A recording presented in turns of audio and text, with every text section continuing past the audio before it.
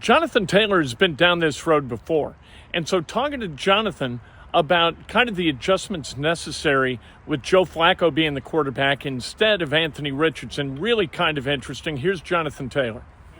Sunday felt good. I think I was just more overwhelmed with the feeling of finally being back out there. Of course, was a little sore after the game, first time having some action in like 3 weeks, but it just felt really good being back out there competing with the guys. JT, were you surprised by the QB change and just your overall reaction to it? Yeah, of course I was surprised, but just got to understand this is a tough business, so there's going to be a lot of adversity. Each and every single individual is going to face adversity, but at the end of the day, it's the greatest team sport. So how can we come together as a team in order to refocus in on the task at hand, which is going in and being a really good Minnesota team? Any advice for AR? Yeah, just let them know, listen, you got to stay the course. You got to be able to modify your routine where need be, but continue to come in and be a professional each and every single day, each and every single week. And that's going to get you far in this business. What are the challenges that Minnesota's defense presents because of the way they like to disguise, the way they like to pressure you up front? They got a lot of different looks. We're going to have to be on our alignment and assignment. I think that's going to be a big key for us to try to have your eyes a lot of different places and not to bring anything, super unique, but they want to test you in your protection. So we got to make sure we're on our alignment and assignment because they're going to test it. How does that maybe play to the experience of this offense, having as many veteran guys as you do to lean on to adapt for that? Nothing beats experience. Mm-hmm. So just being able to be with the same group of guys for a period of time, understanding, we're familiar with the looks, but just knowing, hey, we're kind of all on the same page. We know it's going to be a loud environment.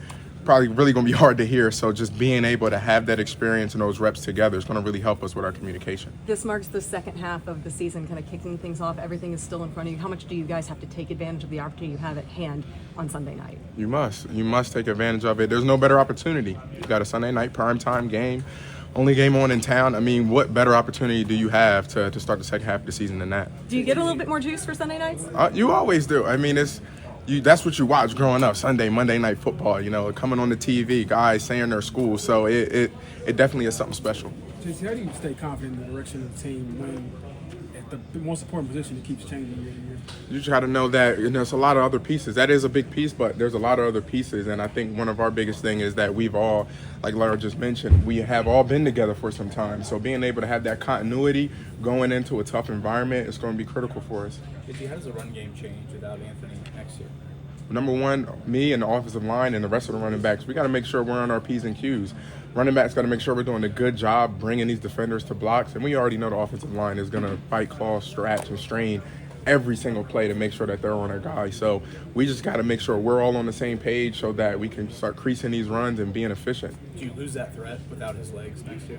Well, of course, that's something special that he brings, but you got to also look at what Joe brings. Joe brings, elite experience. So it's two different ends of the spectrum. So we just got to find a way to figure out what puts us in the best position and how we can go out there and execute it and get the job done no matter what. How do you describe what that Minnesota environment can be like when you go in as an opposing offense? My first time there, it was definitely loud. You just got to understand, you got to have poise kind of for the noise. That's kind of what we say, is just being able to block out all that noise, block out the crowd, block everything out, understand what is your assignment, where do you have to be, and how do you have to execute it. Because a lot of times a hostile environment can throw guys off, so you got to stay focused. That had to be a frustrating second half for you watching that game, right? You got knocked out of that, didn't you? Yeah. The Minnesota game in 2022. Okay. Yes. Yeah. I got knocked out. Watching the second half, that had to be a frustrating experience for you. How do you approach that, mindset going back this time? Oh, that was 2 years ago. You never want that to happen, but that was 2 years ago. We got to lock into this Minnesota team this year in 2024 because the 2024 Colts have to come and bring their A game. Would it be weird to see Gilly on the other side? Yeah, that those type players. One, I'm thankful that he was with us in the locker room. Just being able to be a teammate to an all-time great like that. But it's going to be a little difficult. I'm glad I don't have to face him every single snap, so I'm sure that our receivers have their work cut out for him. What is the biggest thing you took away from sharing a locker room with him? Really his process and his routine. Same thing every single day, every single week, every single day of the week. Whatever he had that day, he did it week after week after week.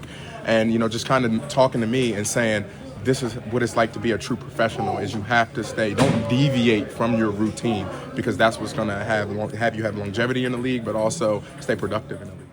One thing you get when you talk to all these guys, online or offline, about the demotion of Anthony Richardson is that they all believe in him and they've all got his back. They're not like a abandoned ship. Okay, number 5's over there. We forgot his name. He's all done. We're going with Flacco, 15. He's up and he's our guy. It's not like that. This is a very tight-knit team, and you hear that when you talk to and you listen to Jonathan Taylor.